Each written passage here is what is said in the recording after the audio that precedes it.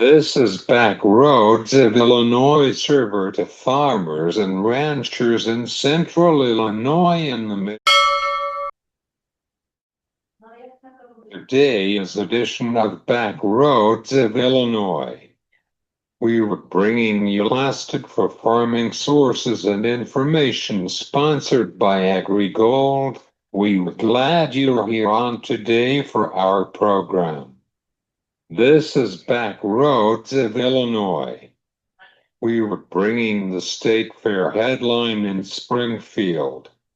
The kids are showing their livestock in the State Fair and delicious food for this week and over the weekend. Don't forget to check our coverage of the State Fair on Back Roads of Illinois at YouTube.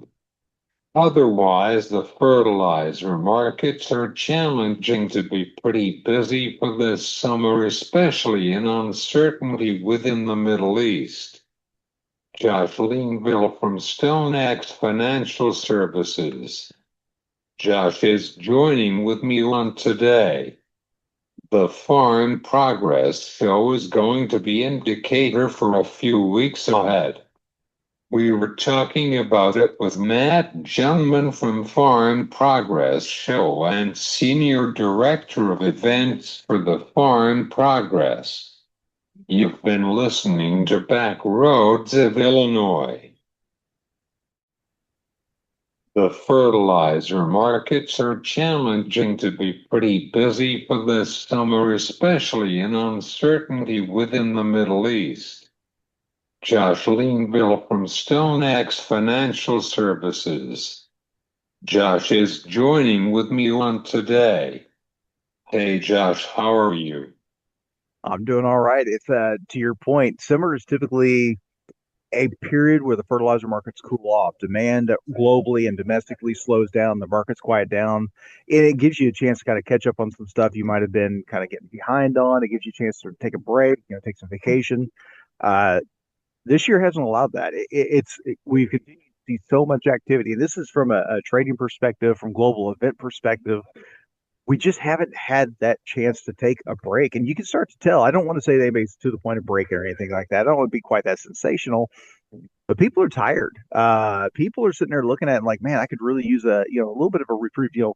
15, 30 days of downtime without much going on would not hurt anybody's feelings. And I don't know. It sure feels like some of these markets were set up for that here over the next month or two. But then you also got to sit there and think that, if all of a sudden the Russia Ukraine situation continues to get better or worse, and we're still watching the Middle East, we may not get that break this year. This may just be a cycle where it goes and it goes and it just never ever stops. Are you ready for this post-harvest season for the fertilizer? Yes and no. Yes, from the perspective I'm ready to get this thing done. I think from the farmer's perspective, they have never seen anything quite this bad. I'm not going to say ever. You go back to the 80s, obviously, the farmers who lived through that is a whole different situation. But this is about as hard a time as we've seen in a couple decades. Profitability is not even a conversation. This is really kind of a break even year. Next year's shaping up the same way. And yet, all the inputs out there are sitting there saying, well, I want the same piece of pie that I had last year, if not a bigger piece. And they don't realize the farmer's pie has gotten smaller. So, your inputs are incredibly high price. Phosphate set an all-time high in terms of its price versus corn. This big crop out there, I know there's a lot of fighting and angst and anger about, well, how big or how small or all this kind of stuff. I think most would agree it's on the larger side. Maybe it's not quite the record some are saying, but it's still going to be a very large crop. Well, a large crop removes big nutrients, and big nutrient removals means, typically speaking, big nutrient replacement, or we're going to run the risk of suffering next year's crop. So I'm ready to get this fall done, just because I think it answers a lot of questions about what to expect, and it sets us up pretty well for what the spring will look like. So I'm just ready to get this thing behind us. It's been a very rough summer, and I know it has been even more so for those guys on the ground. Of course, Josh, especially with the lower grains markets for right now. Yes, and that's I think the angst that we're seeing, a lot of the anger online, and a lot of the pushback on a lot of these yield models that are being thrown out there. Well, they're angry because it's causing a market. I'm not going to say it's causing. The market is looking at that and saying there's a tremendous crop out there. There's going to be a lot of bushels looking for somewhere to go, and we don't know where that demand is going to come from. So it continues to pressure the prices lower, and that's of course hurting the income on the overall farm operation. You lower the overall income. Well, there's just not as much money to spend, and I know I'm talking about this as though it's some complex issue. It's not. It's incredibly simple that everybody understands. But again, the inputs are acting as though they have no idea. It's acting like, oh, everything's fine. The farmer has money. That has been the case for the last several years. This year is not that case.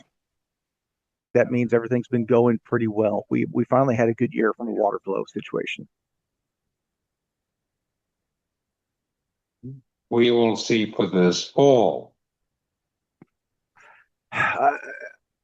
I think demand is going to be cut. I think when you look at your potash demand, you're probably largely unchanged there. When we look at the current potash price versus the grain values, and it's on the high side here. It's definitely is. I'm not saying that's not the case, but it's on the high side of what we would call the normal range. So it's not a great value, but it's not atrociously high. I do think the phosphate demand is going to be down a little bit, just because it is so out of sorts in terms of grain. I think people are just going to have to make a cut somewhere, and phosphate's probably first in line.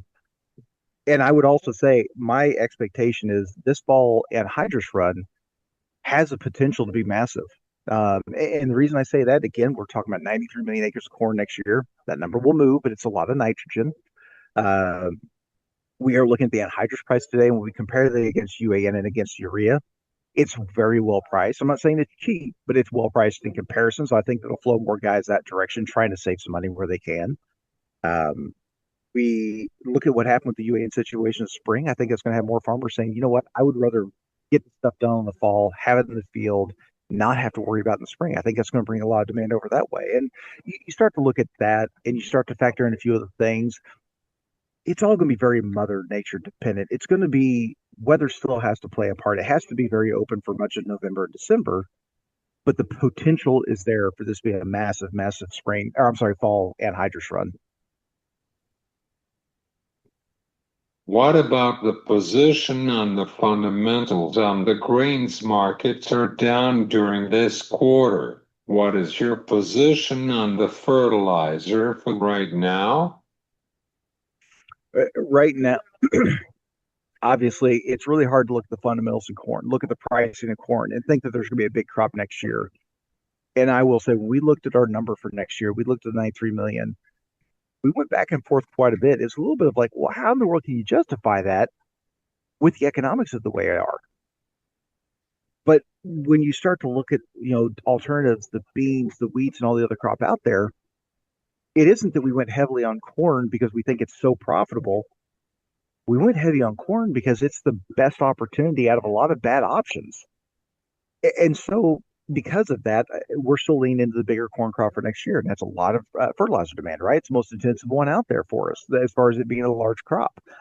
And then you start talking about those yields. Yeah, we're hearing people say, oh, it's in the 170s, in the 180, it's 190. I'm not going to try and pretend like I know. I don't know the grain market well enough to be able to sit there and put a number on what I think the overall yield is going to be, but it's going to be on the larger side. It is a good crop out there. Now, is it good? Is it great? Is it phenomenal? Is it record breaking? I'm not going to try and differentiate, but we know it's going to be solid. And a solid corn crop and a solid crop altogether removes a lot of nutrients. Those nutrients have to be replaced. Yes, I think there's going to be some cuts here and there. I think there's going to be some massaging. There's going to be some looking at some different products. I think the biologicals conversation pops up. I think people look at things like manure more than they might have in the last few years. They're going to look for alternatives to help offset that fertilizer cost. But overall, the demand is still going to be very, very big. Are you watching about the corn yield from this summer, especially with the balance sheet?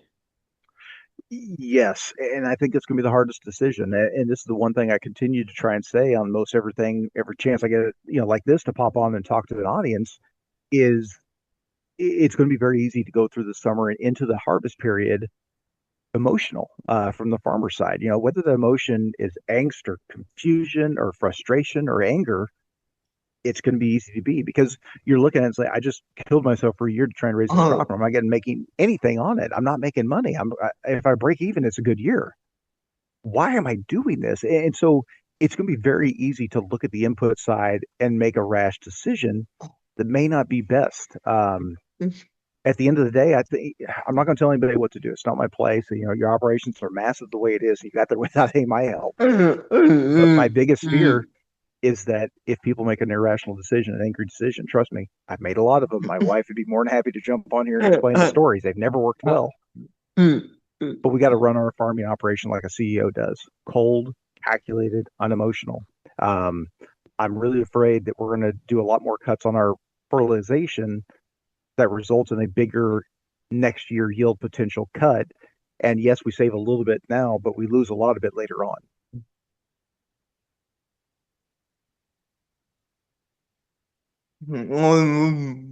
Do you have any final thoughts on the river bid on the Illinois River?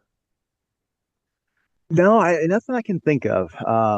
Like I said, it just hasn't really been a talking point this year as much. And that's not to say there isn't things going on, and I've just missed it. We got a lot of stuff we're tracking here, but that hasn't been coming up in conversation, which is typically a pretty good sign from our perspective.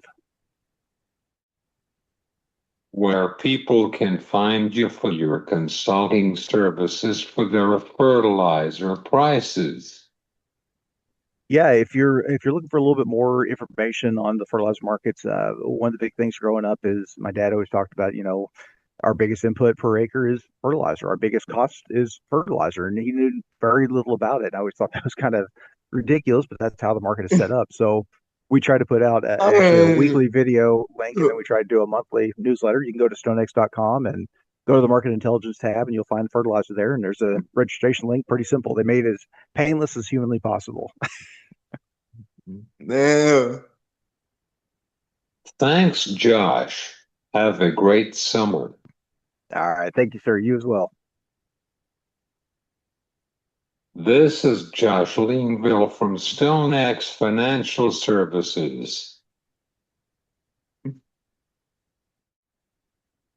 The Farm Progress Show is going to be in Decatur for a few weeks ahead.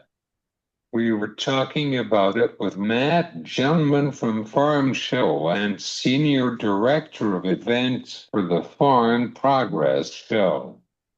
Matt, how are you, and are you ready for the Farm Progress Show? Yes, it's a lot like Christmas. It's coming around, ready or not. Yeah, this year's show is August 26th, 27th, 28th, and excited to have you there. Caesar, really thrilled that you're gonna join us, and you'll get to spend some time there in the BASF Media Center and take in all the show and everything going on.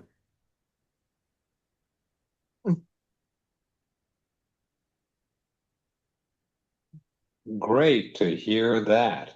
We're ready to go. Matt, what is your main event of the Farm Progress Show on August 26th or Thursday, August 28th? Well, the main event is the what the exhibitors bring. We set the template, and we build the show and work on traffic routes and get the crop planted on time so we can do field demonstrations. But the eyes are all on the exhibitors and the work that they do to track the attention of the visitors that are there, whether they're from Central Illinois or they're from Brazil. We get visitors from all over the world, and my favorite parts are the opportunity to be right there on the cutting edge of things, whether there are unveilings going on from the big guys like John Deere and Case IH, or whether it's some new little tool that's in the varied industries tent or something out in the field demonstrations. It's fun to be part and feel the energy of the event when it's going on. Even in a time like now when the economy is tough, there's still new innovations, new efficiencies, new opportunities for growers to evaluate. Do you have any town hall meeting in Decatur about the Farm Bill? Well, there will be plenty of politicians there. We'll have several state deputy secretaries and commissioners of agriculture there on Tuesday, and then congressmen and congresswomen there on Tuesday and Wednesday.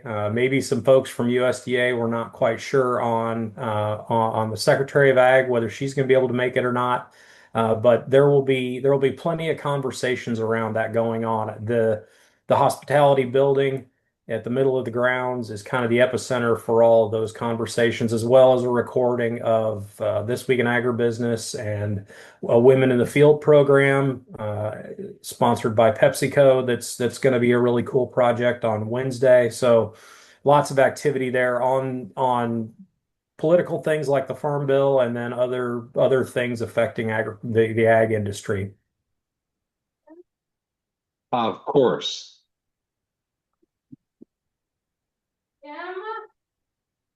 I heard that the Hefty brothers are coming to the farm progress, but what about a demo field day for the combines with the equipment? So the combines and all the tillage tools and all the regular field demonstrations, assuming Mother Nature agrees with us, we should be in great shape. All that crop was planted. It was in the ground by April 16th, and we've obviously had good heat and good water, and so everything is on pace for good field demonstrations. We're not worried about that as long as the weather's good on those 3 days of the show. And there'll be plenty of new products introduced. The world's largest grain cart from Unverferth is going to be unveiled there at the show.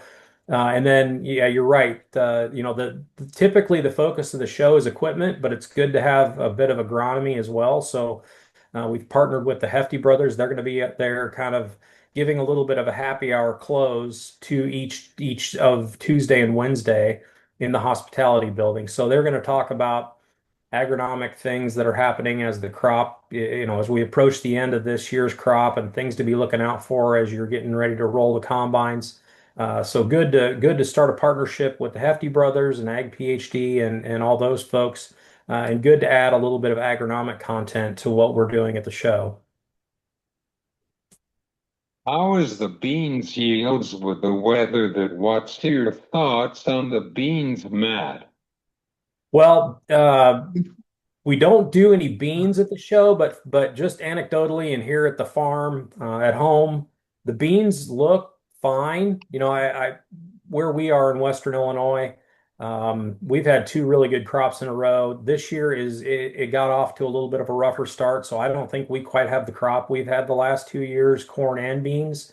But beans are there. There's a lot up in the air on the bean crop right now because there's one August seems like there's one August rain that if you get it, you get good bean yields, and if you don't get it, you just get yields. And so that's yet to be determined here as we approach the end of the growing season. Well, we're planting, a 90-day corn there in central Illinois, so we're not going to get max yield out of that. If we can get 180, 200 bushel corn, we're pretty happy with that. Its purpose is to be ready to go in August, and maybe not necessarily set any kind of yield records, but it'll be good corn. Sometimes it's a little short, but it's made good height this year, and it's going to be good corn for the field demonstration. We're really about the potential there. Yeah. Thanks, Matt. I will see you in Decatur for next couple of weeks in Decatur.